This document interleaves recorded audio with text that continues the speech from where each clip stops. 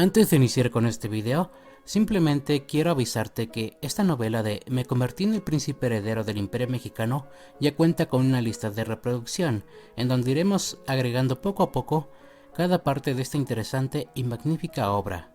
Además, recuerda que cada video tiene una separación de tiempo, de capítulo a capítulo, de esta interesante e increíble historia. Y ya sin más preámbulo, iniciamos. Me convertí en el príncipe heredero del Imperio Mexicano. Capítulo 106. La Flota del Pacífico, parte 7. Corea, febrero de 1842. La mitad de la flota del Pacífico del Imperio Mexicano que había sido enviada, apareció frente a las costas de la isla de Gangwon, en Corea. Bloquearon el acceso y exigieron la apertura de los puertos. Corea ya estaba sumida en un acalorado debate sobre si debía abrir sus puertos, debido a las cartas que había recibido tanto del príncipe heredero de México como de China. Por otro lado, los líderes y funcionarios de Corea no esperaban que ese país llamado México se movilizara tan rápido. Apenas habían pasado un par de meses, desde que habían recibido una carta de un alto funcionario de China, incitándoles a abrir sus puertos. Sin embargo, los líderes que ostentaban el poder estaban en contra de la apertura. En este caso, Corea rechazó la petición de inmediato, aunque esta vez no podía culpar a China, como había hecho antes. Señor, ¿qué vamos a hacer? No parece que vayan a intentar desembarcar, pero ahí siguen, bloqueando el paso. Han invadido claramente nuestro territorio. ¿No deberíamos disparar nuestros cañones y atacarlos? ¿Tú crees que esos barcos se inmutarían ante nuestros cañones? Si fueran barcos de madera cargados con cañones, quizá podríamos hacerles daño, pero esos están acorazados con hierro forjado, no les haríamos ni un rasguño. Y si atacamos primero, contraatacarán, y no podremos hacerles frente. El superior reprendió al joven oficial que había sugerido un ataque imprudente. Aunque entendía el ímpetu juvenil, sabía que ese no era un enemigo que pudiera ser vencido solo con fervor. Si al menos intentaran desembarcar, podrían pensar en cómo luchar, pero la flota mexicana se mantenía firmemente en su posición, bloqueando las aguas sin moverse. Incluso si disparaban, lo único que lograrían sería causar daños superficiales. Atacarlos primero solo les daría una excusa para justificar una represalia, lo que hacía la situación aún más frustrante. ¿Qué hacemos entonces? Si esto sigue así, los barcos de suministro no podrán atracar. Era cierto. Aunque Corea no dependía tanto del transporte marítimo como Japón o China, tampoco podía resistir indefinidamente. Aunque en la región de Anjan y sus alrededores se producía suficiente alimento, la situación no podría mantenerse para siempre. Sin los barcos de grano, que viajaban desde Naju, en Jeolla del Sur, a través de Gangwon y Gimpo hacia Anjan, eventualmente se acabarían los suministros.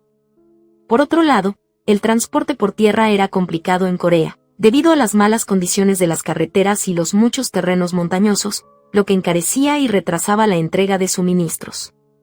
No veía otra opción. Aunque en su fuero interno creía que el gobierno debía tomar una decisión, como militar no podía expresar ese pensamiento. Por el momento, mantengamos el orden y solicitemos refuerzos a Anjan. Abril de 1842. Habían pasado 2 meses. Un funcionario del gobierno llegó a la zona. Sin embargo, las palabras que pronunció no eran las que él esperaba escuchar. Permitan que los barcos de suministros pasen de inmediato. ¿No ve que los barcos de guerra están bloqueando el paso? Detrás de la flota mexicana, varios barcos de grano esperaban sin poder pasar. No están bloqueando completamente el paso. Anjan está hambriento. Hagan lo que sea necesario para que pasen los barcos. Había algo de espacio, es cierto. Comparados con los barcos mexicanos, los barcos de grano eran mucho más pequeños, por lo que quizá podrían pasar. Pero ellos no permitirán que pasen. Solo sería mandar a los tripulantes a una muerte segura. La vida de Anjan está en juego. ¿No vale la pena intentarlo al menos? Era una petición absurda, pero no podía ignorarla. El funcionario que tenía enfrente, aunque no controlara a la flota mexicana, sí tenía el poder para hacer rodar la cabeza de 1 o 2 oficiales. Entonces, enviamos un barco vacío como prueba. Sabía que no funcionaría. Cuando uno de los barcos intentó pasar discretamente, los cañones de la flota mexicana abrieron fuego. ¡Boom! Bueno, al menos fue un disparo de advertencia, nadie ha muerto. ¿Ve que es imposible? Al final, el funcionario se marchó sin siquiera disculparse por haber insistido en algo tan irrazonable. Mayo de 1842. Los otros barcos de la flota del Pacífico, que habían terminado su misión en Filipinas, se unieron al bloqueo. La flota de México no solo no se ha retirado, sino que ha aumentado. Dijeron que si resistíamos, se marcharían. ¿Cómo explican esto? El joven rey se mostró enérgico por primera vez en mucho tiempo. Los demás altos funcionarios reunidos en la Asamblea Real compartían pensamientos similares. Parecía que los extranjeros no se retirarían a menos que Joseon abriera sus puertos. Sin embargo, la razón por la que todo estaba tan silencioso era porque los dos influyentes clanes, liderados por Kim Fagun y Jomion, se oponían firmemente a la apertura de los puertos. Pero esa oposición estaba llegando a su límite. Incluso los clanes más poderosos, que ostentaban el control sobre Joseon, no podían hacer nada frente a la flota del Imperio Mexicano. Veo que has manejado bien la situación en Joseon. Buen trabajo. Elogié los logros de la flota del Pacífico y le asigné su siguiente misión, tras consultarlo con mi padre y el ministro de Marina. Enviaremos suficientes materiales y trabajadores cualificados para que construyan una base naval en Guam y mantengan nuestra influencia allí. Entendido. Transmitiré la orden. Después de despedir al oficial de enlace de la Marina, Diego rompió el silencio. Ha surgido una cuestión que debemos resolver. La flota del Pacífico había completado su misión, pero también había traído consigo dos problemas. Empecemos con el tema de la inmigración. Tras abrir los puertos de Joseon, Japón, China y Filipinas, y comenzar el comercio con estos países, también habíamos empezado a recibir inmigrantes, y habían llegado solicitudes especiales. Dicen que no quieren recibir ningún beneficio, solo desean establecerse en la región que ellos elijan. ¿No es la misma solicitud que ya recibimos antes de Europa y Sudamérica? Creo que podemos aprobarlo, como lo hicimos en esas ocasiones. Diego, ¿qué es lo más importante para mí en términos de política migratoria? Mi pregunta lo hizo reflexionar por un momento antes de responder. Que se integren bien en nuestra sociedad mexicana. Exactamente. Pero los inmigrantes de Europa y Sudamérica, aunque varían según el país, no son tan diferentes de nuestra cultura mexicana, fuertemente influenciada por España. Aprenden el idioma rápidamente, y en una o dos generaciones, se integrarán naturalmente. Pero con los asiáticos, eso no es tan fácil. ¿Porque la diferencia entre su cultura y la nuestra es demasiado grande? Exacto. He escuchado que, especialmente los chinos, tienden a mantener su identidad cultural incluso cuando se asientan en el extranjero. Ahora que lo mencionas, sí, ha habido muchas solicitudes de China. Definitivamente parece un riesgo permitirlo sin más. No me preocupan los inmigrantes de la clase trabajadora, que constituyen el 99.9% de los casos. He dado instrucciones específicas para que los distribuya la Oficina de Inmigración por todo el país, asegurando que aprendan español para sobrevivir, dado que las tierras que reciben como parte del programa de colonización o las casas en las ciudades serán su mayor patrimonio, y no podrán venderlas durante un periodo de 15 años. Pero si alguien puede sostenerse por sí mismo, sin necesidad de esos beneficios, y solicita vivir en una región de su elección, podría formarse una comunidad china. Si rechazamos solo a los chinos, no solucionaremos el problema. Lo mismo podría pasar con los coreanos, japoneses y otros países asiáticos. En mi vida pasada, no solo había barrios chinos, también estaban los barrios coreanos y los barrios japoneses. Era un problema inevitable, porque la cultura asiática es demasiado diferente de la occidental, lo que lleva a estos inmigrantes a querer vivir con vecinos que comparten su lengua y cultura. Creo que es un buen momento para reformular nuestra política migratoria. Además de las categorías actuales de inmigración, como la colonización rural, la inmigración urbana, la inmigración administrativa y la inmigración técnica, propongo crear una nueva categoría, la inmigración empresarial.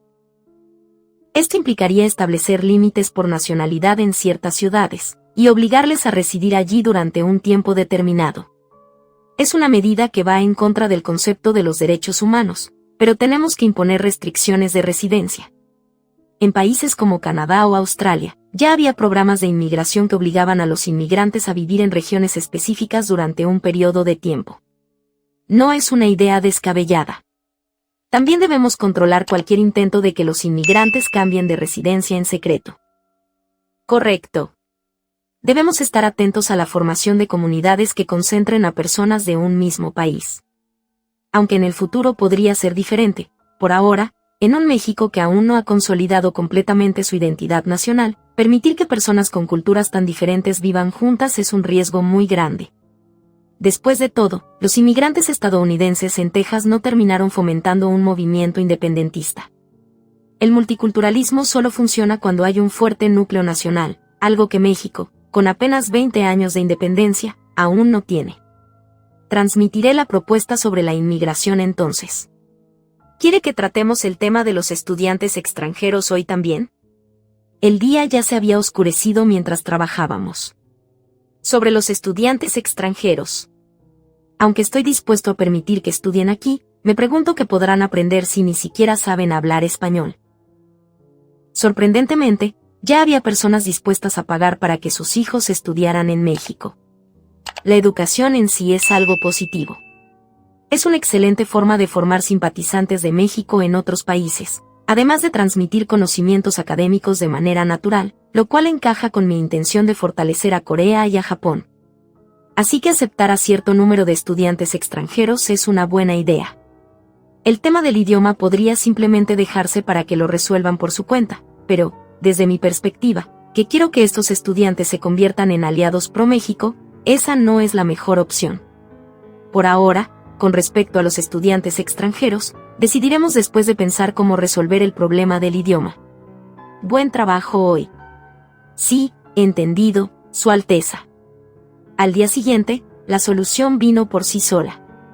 Monseñor Manuel Posada, es un placer conocerlo por primera vez. El arzobispo Mirabete, quien había oficiado mi boda y negociado el tema de las universidades laicas, ya había terminado su mandato y regresado a Madrid en España. Era la primera vez que veía al nuevo arzobispo. Su Alteza, es un honor conocerlo. He escuchado mucho sobre usted desde que llegué a México, pero esta es la primera vez que tengo el placer de verlo. Después de intercambiar algunas palabras de cortesía, entró en materia. He escuchado que recientemente han comenzado a comerciar con varios países de Asia. En Filipinas, que fue una colonia española, ya hay quienes están difundiendo la palabra de Dios, pero parece que en Corea y Japón la labor misionera aún no ha avanzado adecuadamente. Sí, así es. ¿Está diciendo que desea llevar a cabo misiones en Corea y Japón? Exactamente. He oído que hubo persecuciones en contra de los creyentes de nuestra fe en varias ocasiones, pero eso no es motivo para desistir. En nuestro país no hay nadie que conozca los idiomas de Corea y Japón, por lo que tendría que aprenderlos desde cero si va a ir allá. ¿Le parece bien? Por supuesto. Aprender el idioma del país al que uno va a misionar es algo natural. Intentar evangelizar sin mostrar al menos ese tipo de dedicación no tendría sentido. Eso está muy bien entonces. Habían aparecido justo las personas adecuadas. Los misioneros podrían enseñar la lengua local a los estudiantes que vengan a estudiar, mientras que estos estudiantes aprenderían español, haciendo que el intercambio fuera más eficiente. Posteriormente, le expliqué mi idea al arzobispo Manuel. Perfecto. Enseñar idiomas y diversas disciplinas es algo que ocurre comúnmente durante las misiones, así que lo podemos considerar como parte del trabajo. Para que los misioneros pudieran predicar de forma segura en el extranjero, necesitaban el apoyo de nuestro gobierno, por lo que no era una simple petición unilateral, sino un intercambio. Por un lado, la Iglesia con nuestro poder y ayuda, llevaría su fe e influencia a países que anteriormente los habían rechazado y perseguido. Y por otro lado, nosotros nos beneficiaríamos de que el español se extienda más fácilmente, para que el poder y la influencia del Imperio mexicano se extienda aún más. Y en el proceso, acelerar el comercio y fomentar más acuerdos comerciales con los países asiáticos. En cuanto a los estudiantes extranjeros, Se les informó que debían aprender español antes de venir, y así se resolvieron todos los asuntos pendientes en la región de Asia y del Pacífico. Cuando el arzobispo se fue, me dirigí a Diego. Los asuntos de la región de Asia y del Pacífico tomaron más tiempo del esperado. Era algo necesario, pero todo empezó como un intento de recaudar fondos para invertir en el desarrollo industrial. Aún así, Su Alteza ha estado trabajando todo este tiempo con los arquitectos principales en el diseño de las ciudades clave, así que parece que todo ha concluido justo en el momento perfecto para empezar las obras. Como dijo Diego, terminó en el momento justo. Después de haberme enfocado en los asuntos exteriores durante un tiempo, era el momento de volver a concentrarme en la administración interna y en el desarrollo del territorio del país. Fin del arco 18. La flota del Pacífico. Capítulo especial. Cecilia, una joven con un futuro incierto. Segunda parte. Ciudad de México, agosto de 1829. Como de costumbre, me reuní con mis amigas Marta y Griselda para tomar el té y charlar. En esta ocasión, estábamos en una de las fincas de la familia Márquez Velasco. Todo era tranquilo como siempre, hasta que Marta intervino. ¿Han escuchado los rumores sobre el príncipe heredero? ¿A qué rumores te refieres?, preguntó Griselda. Déjame adivinar, es sobre la construcción del ferrocarril. ¿Verdad?, respondí indiferentemente, mientras me encogía de hombros. Sí, exacto. No me sorprende que lo sepas, después de todo tu padre es parte del Partido Republicano, respondió Marta. Si no me equivoco, quieres preguntar qué tanto sé sobre este proyecto. ¿Cierto? Mentiría si te dijera que no. Acto seguido, Marta desvió la mirada un poco apenada. ¿Se refieren al medio de transporte que se implementó en Inglaterra hace un par de años? Debo admitir que es bastante impresionante ver cómo esa gran máquina de hierro se mueve a altas velocidades. En las pocas veces que acompañé a mi padre a Inglaterra por algunos negocios, debo admitir que me emocionaba mucho subirme al tren. Intervino Griselda. Sí, entiendo ese sentimiento. Yo también me he subido al tren, aunque solamente ha sido una vez. Fue el año pasado, cuando viajé a Inglaterra en compañía de mi abuela, para visitar a una prima suya. Honestamente, deseaba subirme nuevamente al tren durante nuestro regreso, pero a mi abuela le daba miedo y prefirió que usáramos carruajes. Dijo Marta. Posteriormente, mis amigas me miraron expectantes, para saber qué opinaba. Sin embargo, en mi caso, no tenía mucho que decir. Nunca había tenido la oportunidad de viajar en tren. Para empezar, nunca he viajado fuera del país.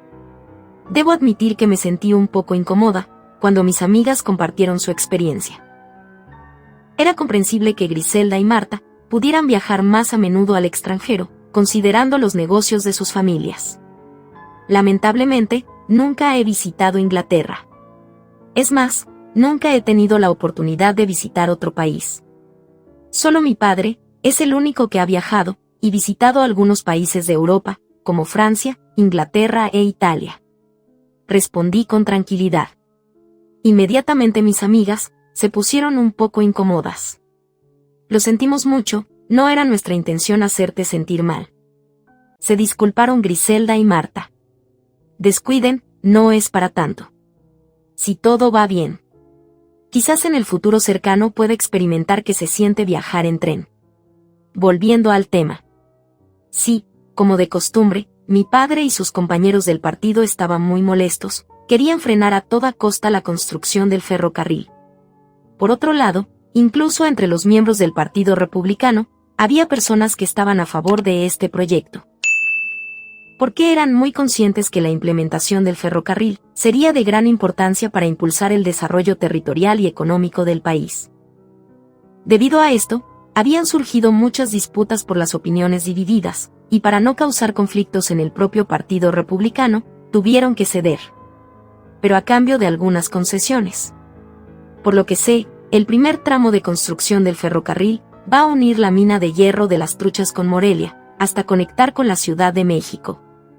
Este primer tramo, supuestamente va a ser una especie de prueba piloto, para ver los beneficios económicos del ferrocarril. Además, mi padre y sus compañeros enviaron una petición de ley al Congreso para demostrar la viabilidad económica antes de construir nuevos tramos ferroviarios. Mientras hablaba de lo poco que sabía del proyecto del ferrocarril, pude ver un brillo inquietante en los ojos de Marta. Incluso no me di cuenta en qué momento saco papel y tinta para escribir. Si soy sincera, fue un poco inquietante. Y así, sin más, pasaron los meses en donde seguí viviendo mi vida tranquilamente sin preocupaciones. Ya estábamos a finales de mayo de 1830, y el clima, como era de esperarse, empezaba a hacerse más caluroso por el verano. En esta ocasión, celebramos nuestra reunión en la casa de Marta. Como era costumbre, charlábamos acerca de los rumores de la gente de la alta sociedad. Hasta que Griselda intervino. ¿Han escuchado los rumores sobre el príncipe heredero? ¿Esta vez de qué se trata?, pregunté un poco frustrada. Lamentablemente, en todas las reuniones y fiestas de la alta sociedad, e incluso en las reuniones pequeñas, nunca faltaba la ocasión en la cual no se hablará acerca del príncipe heredero. Por lo general, era el tema principal de muchas conversaciones. Todo comenzó desde la confrontación que tuvo con los miembros del Partido Republicano en el Congreso, cuando apenas tenía 15 años, y participó en la confiscación de los bienes de los peninsulares. Después de ahí, su popularidad y notoriedad subió por los cielos.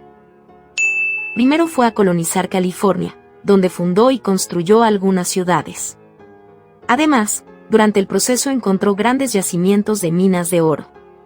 Una vez que regresó a la capital, ingresó a la escuela militar, en donde se rumorea que inventó un nuevo tipo de rifle, y creó una empresa enfocada en la fabricación de armas. Después de graduarse de la escuela militar, luchó en contra de la invasión de España, donde salió victorioso. Y en las negociaciones de paz, les arrebató Cuba en el proceso. Y ahora, en la actualidad, estaba trabajando directamente en el proyecto del ferrocarril. Estaba perdida recordando todas las hazañas que supuestamente había logrado ese tal Jerónimo. Hasta que Griselda intervino. En esta ocasión, se trata de algo distinto. ¿A qué te refieres?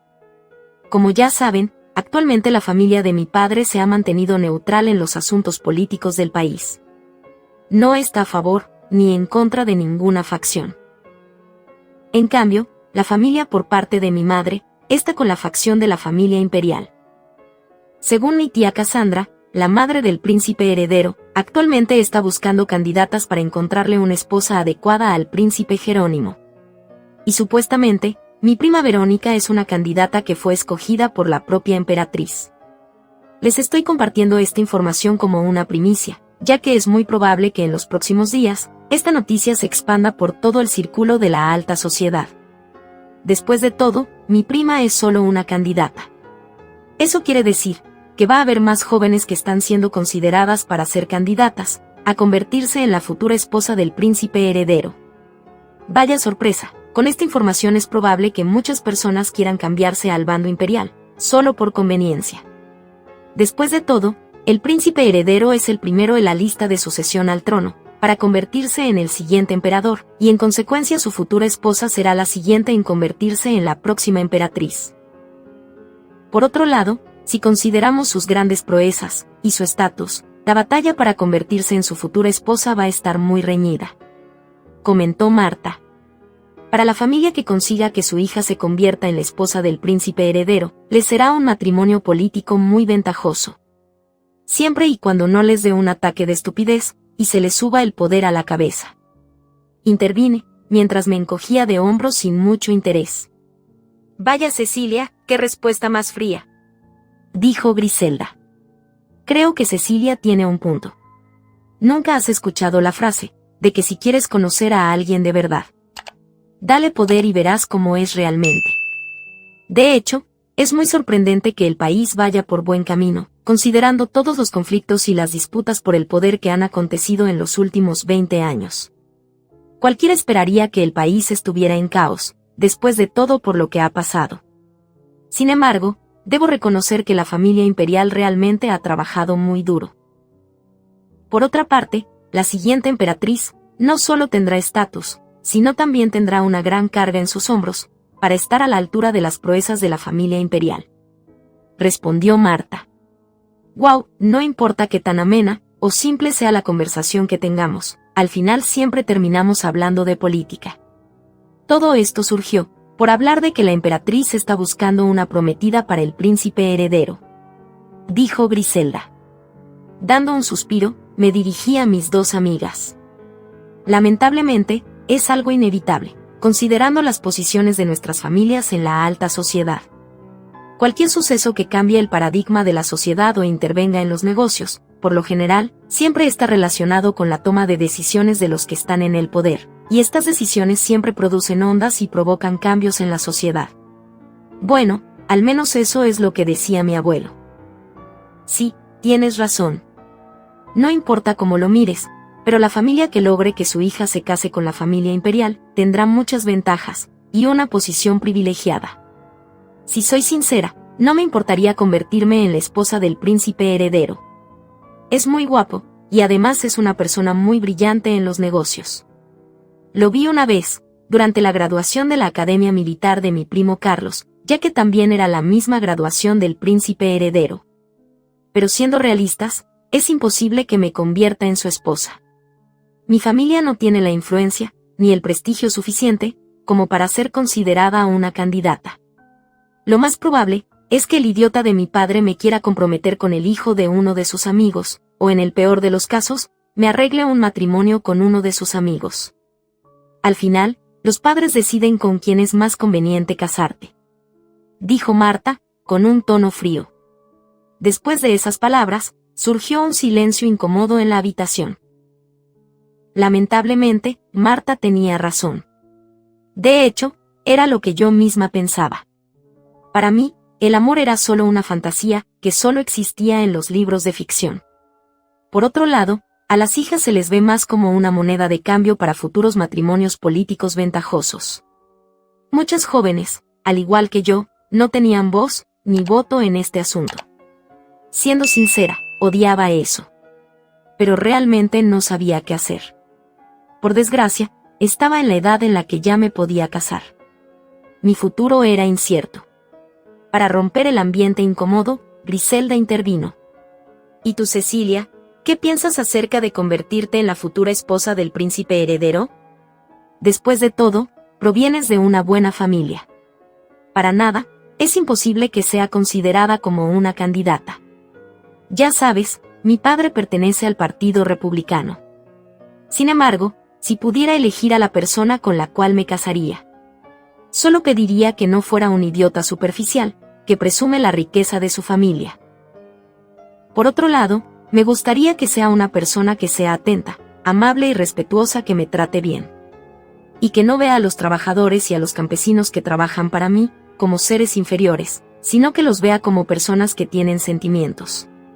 Y que son dignos de merecer amabilidad y respeto como cualquier otra persona. Después de esa reunión, pasaron otros 2 meses, en donde por fin se inauguraría la primera vía ferroviaria del país, en agosto de 1830. Por lo que sabía, estas vías ferroviarias conectaban a Morelia con la Ciudad de México. Adicionalmente, por lo que supe de mi padre, las vías del tren tenían una extensión total de 285 millas, lo cual fue una gran proeza, considerando el tamaño y el tiempo de la construcción, que duró un poco más de 1 año y medio en finalizar. Como era de esperarse, mi padre fue invitado a la inauguración por ser miembro del Partido Republicano, y en consecuencia lo acompañamos mi madre y yo. Sin embargo, lo primero que vi al llegar al lugar del evento con mis padres, fue a una gran cantidad de carruajes y personas reunidas en un edificio, el cual era la primera estación del ferrocarril de la Ciudad de México. A primera vista se notaba que la gran mayoría de la gente reunida pertenecía a la clase acaudalada de la sociedad mexicana. Debo admitir que me sorprendió la magnitud del evento. Esperaba que la mayoría de los asistentes fueran personas involucradas en la política y en el gobierno. Pero había más personas de la cuenta. Incluso pude reconocer a varias personas neutrales en los asuntos políticos, como el padre de Griselda, acompañado por toda su familia, incluida a la propia Griselda, quien me saludó de lejos, y me hizo una señal diciendo que más tarde nos veríamos. No obstante, lo que más resaltaba era una enorme máquina de metal, con 10 vagones anclados en la parte de atrás. Se trataba de la locomotora desarrollada por el príncipe heredero. Me encontraba absorta, contemplando la enorme máquina, cuando de repente, alguien anunció que el emperador y su familia habían llegado. Todos los presentes pausaron sus conversaciones y guardaron silencio, para poner atención al discurso del emperador. En cambio, el que salió a saludar y agradecer la asistencia de los presentes, fue el príncipe heredero. En ese momento, vi por primera vez a ese tal Jerónimo del que todos siempre hablaban en todos los círculos de la alta sociedad, y del que siempre mi padre se quejaba. Se encontraba arriba de un gran escenario, reunido con toda la familia imperial, invitando a los presentes a subir a bordo del tren, en su primer recorrido oficial de la Ciudad de México a Morelia. Sin duda, él era el protagonista de este evento que revolucionaría al país. Por un instante, no sé si fue cosa mía, pero nuestras miradas se cruzaron. Debo admitir que me pareció un joven muy guapo y atractivo. Era alto, con un físico impresionante. Sin embargo, lo que más me llamó la atención de él, fue la fuerza en su mirada. Honestamente, no sabía cómo describir exactamente esa sensación. Pero pude ver en su mirada una determinación inquebrantable, como si quisiera demostrar algo. Me da pena admitirlo, pero en pocas palabras, me dejó una buena impresión. Por otro lado, era consciente que era casi imposible que alguna vez, nuestros destinos se cruzaran, debido a que nuestras familias pertenecían a bandos opuestos. En el mejor de los casos, a lo mucho, solo compartiríamos un saludo ocasional.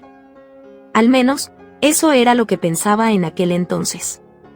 Sin saberlo, no era consciente de que el destino actuaba de formas misteriosas. Y sin darme cuenta, de alguna forma que no supe cómo sucedió. El idiota de mi padre, le dio la espalda al Partido Republicano, y se unió a la facción de los imperiales, y en el proceso terminó convirtiéndome en una candidata, para convertirme en la futura esposa del príncipe heredero. Capítulo 107. Ciudades centrales y capitalistas, parte 1. Estados Unidos, junio de 1842. Después de que los Estados Unidos introdujo el telégrafo eléctrico, la tribu comanche empezó a sentir que su margen de maniobra se estrechaba. Los saqueos continuaban fracasando, y con la rápida aparición del ejército estadounidense, el número de guerreros, que había llegado a 30.000 se redujo a 20.000. Algunos sugerían regresar al territorio mexicano, pero los recuerdos de lo que habían sufrido a manos de México aún estaban frescos en sus mentes. En la última batalla decisiva, en la que lucharon con su destino en juego, la tribu comanche fue derrotada. Sin embargo, no habían entrado en esa gran batalla sin una estrategia.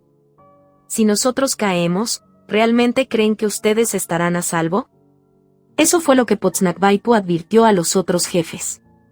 Nadie desconocía el hecho de que el gobierno de los Estados Unidos quería expulsar a todos los nativos y enviarlos a México. Durante los últimos años, la creciente fuerza de la tribu comanche había captado la atención del ejército estadounidense, pero el fin se acercaba. Nuestra tribu ha decidido unirse a la lucha. Como dijiste, una vez que ustedes caigan, nosotros seremos los siguientes. Gracias. Aunque la relación entre la tribu comanche y otras tribus no era precisamente buena, todos comprendían la gravedad de la situación. Muchas tribus nativas del oeste de Estados Unidos empezaron a concentrarse en Kansas, preparándose para una batalla que decidiría su destino. Un total de 20.000 guerreros comanches, junto con otros 20.000 guerreros de tribus aliadas, se reunieron para la gran batalla. Los comanches sacaron todas las armas que habían conseguido a lo largo del tiempo, y por un momento pensaron que podrían ganar. Pero fue un grave error de cálculo. Al abandonar su estrategia de guerra de guerrillas, la tribu comanche ya no era tan temible. ¡Boom! Relinchos de caballos. Los cañones. Encárguense de los cañones primero. Potsnakbaipu gritaba con todas sus fuerzas, pero en un enfrentamiento directo, la tribu comanche y sus aliados no eran rival para el ejército estadounidense. Los comanches habían abandonado su mayor fortaleza justo cuando el ejército estadounidense se fortalecía rápidamente. En solo 2 años, las filas del ejército crecieron exponencialmente, aprendieron de sus derrotas ante los comanches y desarrollaron mejores armas con un presupuesto mucho mayor, junto con el uso del telégrafo eléctrico. Más de 100 cañones fueron desplegados en el campo de batalla, algo que nunca antes habían visto los nativos, y el terreno se convirtió en un infierno. Es devastador. El comandante Winfield Scott, quien había ganado gran reconocimiento por su victoria en esta batalla, pronunció esas palabras. La lucha feroz entre los que intentaban abrirse paso y los que defendían sus posiciones trajo enormes pérdidas a ambos lados. Informe de bajas. Señor, tenemos un aproximado de 10.000 heridos y 7.000 muertos. Al final, los comanches usaron revólveres que habían capturado, y el número de disparos fue sorprendentemente alto. Cuando Winfield Scott vio a los jinetes comanches disparando revólveres mientras se enfrentaban a soldados armados con lanzas, su mente se quedó en blanco por un momento. Dios. Incluso ganando, no se siente como una victoria. A pesar de que estaban bien preparados, el enemigo demostró un poder inesperado, y el ejército estadounidense sufrió de grandes bajas. Pero logramos reunir a todas las tribus de esta región en una sola batalla. Es una gran victoria. El asistente intentó animar a Scott, pero su ceño fruncido no se relajó. Nuestro ejército se enfrentó a esos salvajes en combate directo, y apenas logramos una proporción de 3-1 en bajas. Esto es una vergüenza. No vuelvas a llamar a esto una gran victoria. ¿Acaso no ves el gran número de cuerpos y sangre que está por todo el campo de batalla? Sí, señor. No podemos desaprovechar esta oportunidad si queremos que el sacrificio de nuestros soldados no haya sido en vano. Capturen a todos los malditos indios. Esta batalla también era crucial para Estados Unidos. Habían movilizado a un enorme ejército, con un total de 30.000 soldados de infantería, 20.000 de caballería y 10.000 artilleros. A pesar de ello, las bajas llegaron a 10.000. Scott temía que, en lugar de recibir elogios por la victoria, lo culparan por la muerte de 7.000 estadounidenses en una batalla contra los nativos. Siguiendo las órdenes del comandante, decenas de miles de soldados estadounidenses comenzaron a capturar a las tribus nativas, y el primer objetivo, como era de esperar, fue la tribu comanche. Camina rápido. Si haces alguna tontería, te abriré un agujero en la cabeza. El segundo artículo del Tratado de Migración de Indígenas entre México y los Estados Unidos, que decía que el gobierno de los Estados Unidos tiene la responsabilidad de trasladar de manera segura a los nativos hasta las ciudades fronterizas del Imperio Mexicano desde una perspectiva humanitaria, había sido olvidado hacía mucho tiempo. Solo el hecho de no matar a esos salvajes, que habían sido responsables de la muerte de tantos compañeros, ya era una muestra de gran contención. ¿Por qué tan lento? Un soldado estadounidense montado en su caballo presionaba su rifle con bayoneta contra la espalda de un anciano nativo que se estaba retrasando. Si se quedaba atrás, lo apuñalaría. Los jadeos resonaban entre los nativos. Más de la mitad de los jóvenes de la tribu habían muerto, los que quedaban estaban heridos, hambrientos, o eran niños y ancianos. Pero los soldados no mostraban piedad. Cuando uno comenzó a llorar, las lágrimas se propagaron rápidamente por toda la tribu. Después de atravesar el cruel sendero de lágrimas, finalmente llegaron a una ciudad fronteriza en México. El oficial a cargo y los empleados de la oficina de inmigración de la ciudad fronteriza estaban sorprendidos. ¿Cuántos son? El oficial estadounidense a cargo del convoy, lleno de orgullo, respondió con arrogancia. Son 20.000 personas. Y esto no es todo. Traeremos a muchas más, así que prepárense. El Tratado de Migración no establecía límites en cuanto al número de nativos a trasladar. Entendido. El empleado de la oficina de inmigración observó con compasión a la tribu de nativos abatidos. Sabía que ahora tendrían que adaptarse y vivir como mexicanos. Chihuahua, junio de 1842. Un proyecto colosal de construcción de cientos de ciudades planificadas a lo largo de varias décadas estaba en marcha. Dada la magnitud del proyecto, todas las tierras con buenas ubicaciones eventualmente serían desarrolladas. Sin embargo, el punto de partida simbólico sería la ciudad de Chihuahua, en el estado del mismo nombre. Chihuahua no estaba en el corazón del altiplano central de México, ni en regiones con un potencial abrumador como California o Texas. Parecía una elección poco obvia, pero la razón para seleccionarla era descongestionar el altiplano central, que estaba cada vez más sobrepoblado, y empujar a la población hacia las zonas periféricas. Por otro lado, Chihuahua ya era una ciudad en rápido crecimiento, y dentro del estado no había una mejor ubicación disponible. Es muy difícil encontrar tierras bien ubicadas que no hayan sido desarrolladas, ya que las ciudades en sitios buenos crecen rápidamente. Por suerte, el gobierno había logrado adquirir grandes extensiones de tierra alrededor de la ciudad. En mi vida pasada, la compra de tierras habría sido una tarea más complicada que la propia construcción, pero los tiempos han cambiado. En la actualidad, los derechos individuales casi no existían en comparación con la época moderna. El poder del gobierno central era inmenso, la autoridad del emperador era indiscutible, y la compensación ofrecida era adecuada. Todo esto hacía que la adquisición de tierras fuera un proceso más sencillo, y no muchos resistieron hasta el final.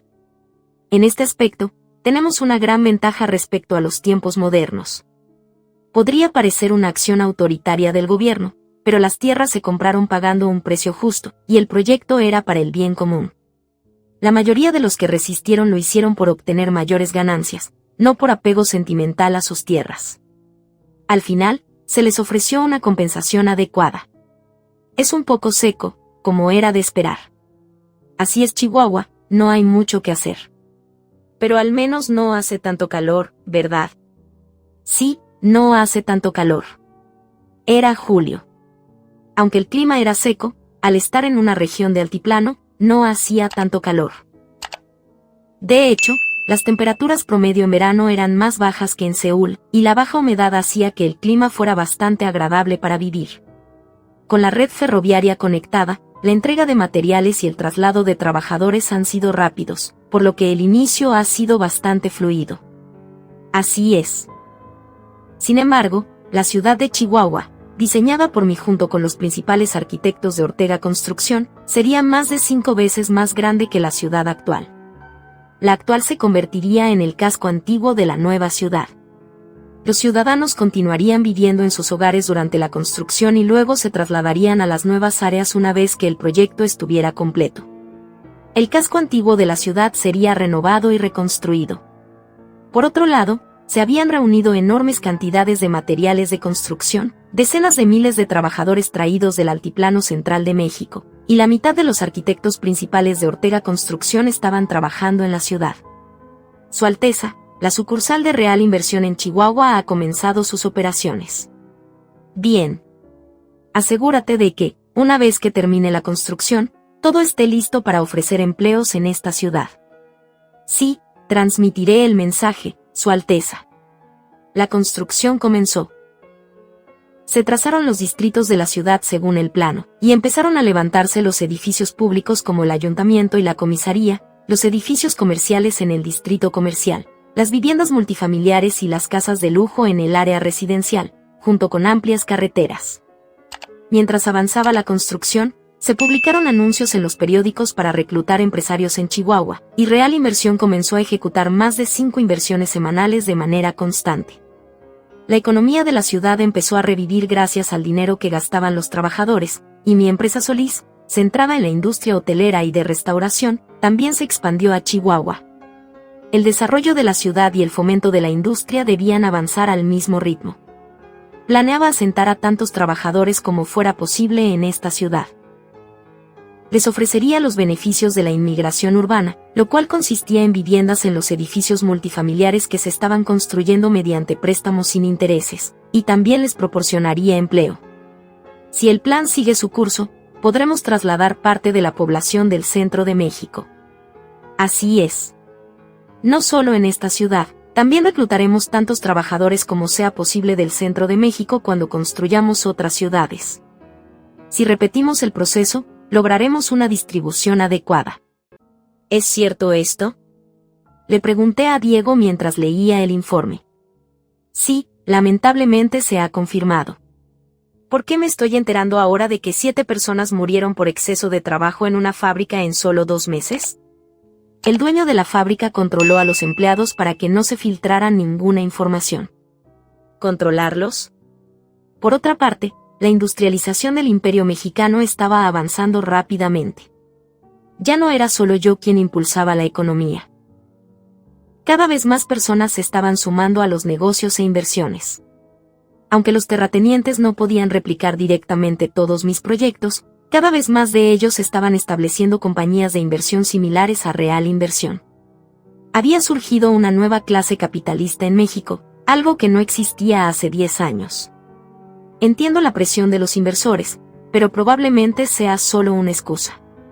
Un empresario cercano a la Ciudad de México estaba operando una fábrica a las 24 horas, en turnos de 12 horas. Ese tipo de trabajo, aunque soportable por un corto periodo, era demasiado duro a largo plazo. El problema no era solo la jornada de 12 horas, sino también la falta de descanso adecuado durante la noche. Estas fábricas solían cambiar de turno en las primeras horas de la mañana, lo que inevitablemente interrumpía el sueño de los trabajadores. Con el creciente descontento de los trabajadores, me preocupa lo que pueda suceder si se publica una noticia sobre esto. Sugiero que, por ahora, evitemos que se difunda. No, deja que se publique. La clase burguesa, si bien contribuyó al desarrollo industrial, también trajo consigo efectos secundarios negativos. Es hora de intervenir. En esta época, las jornadas de 12 horas eran comunes, pero en México no era habitual que esas jornadas incluyeran trabajo nocturno. El desempleo en el Imperio Mexicano estaba casi al 0%, y los trabajadores eran muy escasos. Otros capitalistas tenían que igualar los salarios y las condiciones laborales que ofrecían mis empresas si querían competir en el mercado laboral. Aunque el número de inmigrantes de Europa, América del Sur e incluso Asia seguía aumentando, las empresas aún no podían permitirse relajarse. Particularmente tras haber limitado el número de inmigrantes a las ciudades del centro de México, la escasez de mano de obra en la Ciudad de México debía ser aún peor. Es extraño que en una situación donde hay tantos empleos disponibles, los trabajadores mueran por exceso de trabajo y, aún así, no abandonen la fábrica. Algo no encaja. Le di instrucciones al agente de inteligencia que me había traído esta información.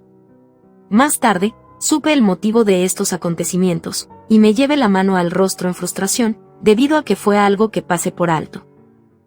Capítulo 108. Ciudades centrales y capitalistas. Parte 2. Ciudad de México, julio de 1842. Me encontraba revisando algunos proyectos, cuando recibí la noticia de que la tribu comanche fue finalmente derrotada. Por lo que decía el informe, sufrieron de daños catastróficos. Era el fin de la guerra comanche mucho antes de lo previsto en la historia original. ¿Acaso este es el efecto mariposa causado por ese tal Carter Smith? Había esperado que la lucha durara más tiempo, pero mi predicción resultó completamente errónea. Por otro lado, ese tal Carter Smith había estado divulgando en los Estados Unidos una gran cantidad de información sobre nuestro México, lo que provocó una alerta extrema entre los estadounidenses, ya sensibles por los resultados de la guerra de México en contra de Francia. Cuando me enteré de la información que estaba divulgando, me alarmé y ordené que lo secuestraran. Sin embargo, el coronel Ricardo, comandante de las fuerzas de inteligencia, recomendó asesinarlo, argumentando que el secuestro sería más riesgoso. Aprobé su sugerencia, y la operación se llevó a cabo. No obstante, la influencia que había dejado ese tipo no desapareció, lo que finalmente llevó a un gran aumento en los gastos militares de Estados Unidos y a la erradicación de los comanches. Hasta ese punto, podría considerarse el karma de los comanches, que vivían de una economía basada en el saqueo. Sin embargo, recibí un informe que alteró mi ánimo. Embajador Thompson, he escuchado que la segunda cláusula del tratado sobre la reubicación de los nativos no se está respetando en absoluto. Le dije esto al embajador estadounidense, Waddy Thompson Jr. Pero, Su Alteza, esos no son nativos pacíficos, sino salvajes que han matado a miles de estadounidenses. ¿Cómo pueden nuestros soldados tratarlos con amabilidad? Lo que tanto había tratado de evitar, el camino de las lágrimas, estaba ocurriendo de manera muy similar en este mundo. Aunque, por supuesto, el número de nativos asentados en nuestro México era mucho mayor que en mi vida pasada. El problema era que el ejército encargado de la reubicación había sufrido de grandes bajas en batalla, y ahora guardaban un gran rencor y odio hacia los nativos. Aunque se pudiera justificar la derrota de tribus como los comanches, que vivían del saqueo, muchas otras tribus, que no vivían de esa manera, también fueron aniquiladas por unirse a la lucha. Una de las razones por la cual los nativos más pacíficos que vivían de la caza y la recolección, lucharon junto a los comanches en contra del ejército estadounidense. se debió principalmente por el racismo y la discriminación de los propios estadounidenses, ya que no los veían como personas. En cambio, desde el punto de vista de los nativos, los estadounidenses eran invasores que en un acto de egoísmo e indiferencia, estaban dedicados fervientemente a arrebatarles sus tierras ancestrales. Por otro lado, las demás tribus sabían que, una vez que los comanches fueran derrotados, ellos serían los siguientes en ser perseguidos y expulsados de sus hogares. Por ese motivo, muchos nativos de otras tribus se unieron a la lucha. No estamos hablando de moral, esto es un tratado formal entre naciones. Recuerde que si Estados Unidos no cumple con la segunda cláusula, México podría dejar de cumplir con la primera. Eso es, lo entiendo. Nos aseguraremos de trasladar a los nativos de la manera más segura posible. Bien. He escuchado que esperan la llegada de más de 100,000 personas. Si llegan en el mismo estado que los 20,000 anteriores, no aceptaremos a más. De acuerdo. Era una advertencia para evitar otro camino de las lágrimas. Aunque muchos ya estaban sufriendo, aún quedaban numerosos nativos en el continente norteamericano. La actitud de Estados Unidos, que en otro tiempo habría sido de total desprecio, había cambiado. Después de luchar contra los comanches, habían aprendido dolorosamente que el ejército mexicano no era fácil de derrotar. Después de que el embajador Watty Thompson, que había sido convocado al palacio, se marchara, di instrucciones a Diego. En la frontera, asegúrate de que reciban suficiente atención médica antes de ser trasladados. Aliméntalos bien, dales naranjas también. Aún así, muchos morirían. En el camino de las lágrimas, algunos fallecieron de hambre o agotamiento, pero se estima que una gran proporción murió por enfermedades. Ahora que ya habían tenido un contacto cercano con los occidentales, muchos de ellos no podrían evitar la muerte. Sí, Su Alteza. Si necesitas más personal médico, envíalos. Sí, Su Alteza. A pesar de haber hecho todo lo posible, me sentía inquieto. Diego, notando mi estado de ánimo, comentó. Con al menos 100,000 nativos, el crecimiento poblacional de este año aumentará considerablemente. Eso es cierto. Decir que la población actual de México estaba explotando no era exagerado. Se estimaba que la tasa de natalidad era mayor que la de Estados Unidos y que la de los países europeos, donde la población también estaba creciendo rápidamente en esta época, y el sistema de inmigración que habíamos construido desde hacía 10 años estaba recibiendo inmigrantes en cantidades que superaban por mucho a las de Estados Unidos. Aún así, 100,000 personas no era una cifra pequeña. De acuerdo con los estándares de la época, equivalía a la población de 2 ciudades medianas. Por otra parte, los nativos que Estados Unidos había enviado, incluidos los comanches, serían distribuidos no solo en las tierras de la frontera norte, sino también en la ciudad en expansión de Chihuahua y los territorios del sur. Lo único que podía hacer era asegurarme de que vivieran bien y tuvieran suficiente comida. Chihuahua, julio de 1842. Puede que haya dudas sobre el sistema de alcantarillado que estamos construyendo en esta ciudad, pero estoy convencido de que algún día este sistema será adoptado en las ciudades de todo el mundo. Si lo construimos con éxito, obtendremos el honor de ser los primeros en lograrlo. El sistema de alcantarillado, por sí solo es un sistema revolucionario, que controla el flujo del agua con el fin de que no genere inundaciones o problemas de salubridad. Como experto en ingeniería civil especializado en infraestructuras, este es uno de los campos en los que puedo demostrar mi capacidad. En la historia original del mundo de mi vida anterior, el sistema de agua y alcantarillado moderno no se construyeron hasta finales de la década de 1850, después de una gran epidemia de cólera en el Reino Unido. Fue entonces cuando, gracias al avance de la ciencia y la tecnología, se comprendió que muchas enfermedades, como el cólera, eran transmitidas por el agua. Aunque en este mundo aún no lo saben, no necesito esperar a que descubran estas cosas por sí mismos. Puedo construir un sistema de agua y alcantarillado mejor que el que hicieron en el Reino Unido. Su Alteza, entiendo que este sistema de agua y alcantarillado consiste en suministrar agua potable y gestionar las aguas residuales. La mayor parte del diseño lo hizo usted, pero hemos aprendido observando. Sin embargo, según lo que entiendo, para operar esta instalación necesitamos un método para purificar el agua contaminada. ¿Es eso posible?, preguntó uno de los ingenieros. Oh, no te preocupes por eso. Ya he colaborado con los profesores de la Universidad Imperial para desarrollar un desinfectante. Además, implementaremos tanto un tratamiento químico como uno físico. Respondí con confianza. Ya veo, dijo el ingeniero, algo aliviado. Aunque este sistema de agua y alcantarillado no será tan avanzado como los sistemas modernos, podemos crear desinfectantes básicos con la tecnología actual de esta época. En este caso el hipoclorito de calcio y el sulfato de aluminio son dos ejemplos. El primero se produce desde finales del siglo XVIII, y el segundo es el resultado de una larga investigación que encargué a los profesores de la Universidad Imperial. Planeamos usar estos desinfectantes junto con filtros hechos de grava, arena, carbón y otros materiales. Aunque la gente común no lo valore, este sistema de agua y alcantarillado será una de las mayores fortalezas competitivas de esta ciudad y de todo México. Este tipo de sistema cuesta mucho en su construcción y operación, pero los beneficios que aporta son inmensos. Tan solo el hecho de prevenir la propagación de enfermedades transmitidas por el agua, como el cólera, la fiebre tifoidea y la disentería, supera con creces el costo. En esta época, donde la medicina no está tan desarrollada, estas enfermedades son mortales. Y eso no es todo, pensé. Además, el manejo eficiente de las aguas residuales mejorará la higiene y reducirá los malos olores en la ciudad. Protegeremos y reciclaremos el agua, lo cual es vital en regiones desérticas como Chihuahua, en donde el clima es seco y la disponibilidad del agua puede determinar el crecimiento y el desarrollo de la ciudad.